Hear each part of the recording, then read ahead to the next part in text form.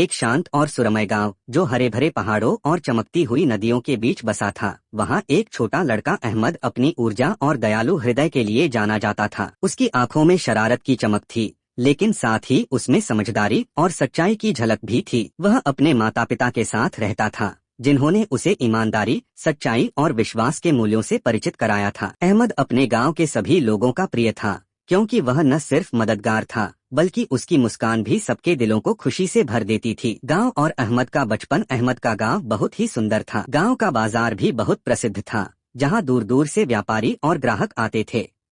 इसी बाजार में फारिस साहब की दुकान थी, जहां रंग बिरंगे बर्तन, फूलदान और मिट्टी के खूबसूरत खिलौने बिकते थे। अहमद अपने दोस्तों के साथ इस बाजार में अक्सर खेलने आता था। वह जितना शरारती था, उतना ही मासूम भी। उसकी माँ हमेशा उसे समझाती थी, बेटा, ईमानदारी सबसे बड़ी दौलत होती है। अगर तुम्हारे पास सच बोलने की ताकत है, तो अल्लाह हमेशा तुम्हारे साथ रहेगा। अहमद की गलती। एक शाम जब सूरज अपनी सुनहरी किरणों से गांव को नहला रहा था, अहमद अपने दोस्तों के साथ बाजार के पास खेलने चला गया। खेलते खेलते वे सब फारिस साहब की दुकान के पास पहुंच गए। दुकान रंग बिरंगी वस्तुओं से भरी हुई थी। अहमद अपने दोस्तों के साथ मस्ती में दौड़ रहा था कि अचानक उसका पैर फिसल गया और वह सीधा फारिस साहब की दुकान के सामने रखे बर्तनों से टकरा गया। इससे कुछ सुंदर रंग बिरंगे फूलदान जमीन पर गिरकर टूट गए। अहमद घबरा गया, क्योंकि वह जानता था कि ये फूलदान दुकानदार के लिए बहुत कीमती थे। लेकिन अहमद को अपने माता पिता की सीख और कुरान की कहानियां याद आ गईं। उसे पता था कि अल्लाह उन लोगों से प्यार करता है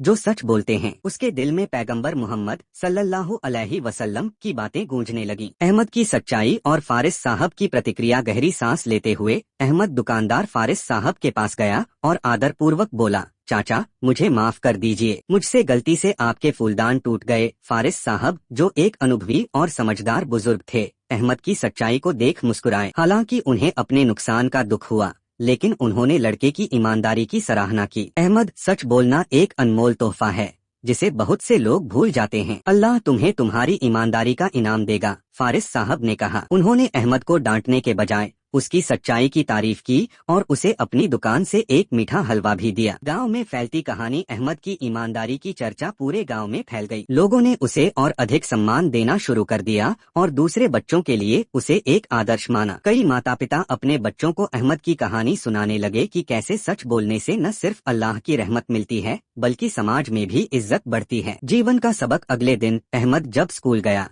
तो उसके शिक्षक ने भी उसकी ईमानदारी की तारीफ की। उन्होंने पूरी कक्षा को बताया कि सच बोलने वाले को हमेशा जीत मिलती है, चाहे वह कितनी भी मुश्किल स्थिति में क्यों न हो। धीरे धीरे अहमद की कहानी पूरे गांव में प्रसिद्ध हो गई। कुछ लोगों ने सोचा कि अगर अहमद चाहता तो वह भाग सकता था, लेकिन उसने ऐसा नहीं किया। उसकी ईमानदारी ने उसे और भी सम्मानित बना दिया। एक दिन गांव के मुखिया ने अहमद को बुलाया और कहा, बेटा, हमें तुम पर गर्व है। तुम्हारी सच्चाई ने गांव के सभी बच्चों को एक नया सबक दिया है। हम चाहते हैं कि सभी बच्चे तुम्हारी तरह ईमानदार बने। अहमद के माता पिता भी बहुत खुश थे। उन्होंने उसे समझाया कि जीवन में ईमानदारी से बढ़कर कुछ नहीं होता। इस कहानी से हमें यह सीखने को मिलता है कि सच बोलना हमेशा फायदेमंद होता है। ईमानदारी से जीवन में सम्मान मिलता है। जो इंसान गलतियों को स्वीकार करता है, उसे सबका प्यार मिलता है। अल्लाह उन लोगों से प्यार करता है जो सच्चाई की राह पर चलते हैं। इस प्रकार अहमद की ईमानदारी न सिर्फ उसकी पहचान बनी, बल्कि उसने पूरे गांव और समाज को एक नई दिशा दी। उसकी कहानी आज भी गांव के बुजुर्गों द्वारा बच्चों को सुनाई जाती है,